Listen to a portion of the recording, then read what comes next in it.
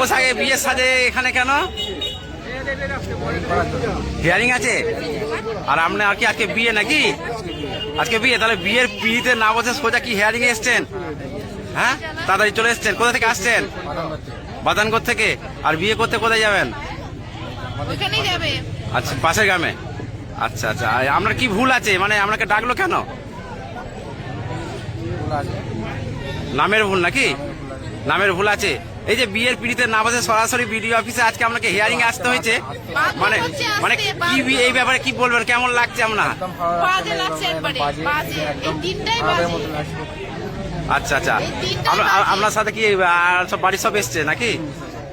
আচ্ছা আচ্ছা, ঠিক আছে। তার মানে আপনার তো বিয়ে করতে যেতে দেরি হয়ে যাবে অনেক। আচ্ছা, আপনার নামটা বলবেন? ভোট রক্ষা শিবিরে বোর্ড ডেসে বসে আছেন, মানে ওনার যেটা জানলাম যে ওনার আজকে বিয়ের পিড়িতে না বসে সোজা হিয়ারিং এসছেন। ব্যাপারটা কিভাবে দেখছেন আপনি বলুন? আপনারাই দেখুন যে আজকে মানুষকে কিভাবে হ্যারাসমেন্ট করছে। এ তো বিয়ে করতে যাচ্ছে, আর একটা আছে তার আজকে মানে বৌভাত, তাকেও আজকে এখানে আসতে হয়েছে। মানে এইরকম অজস্র সারা বাংলা জুড়ে হ্যারাসমেন্ট করছে নির্বাচন কমিশন বিজেপির কথা মতো।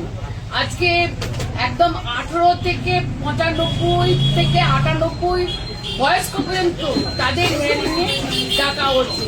মানুষ যে কি অবস্থায় পড়েছে সেটা কল্পনা করা যায় না। কারণটা কি? নো কারণ।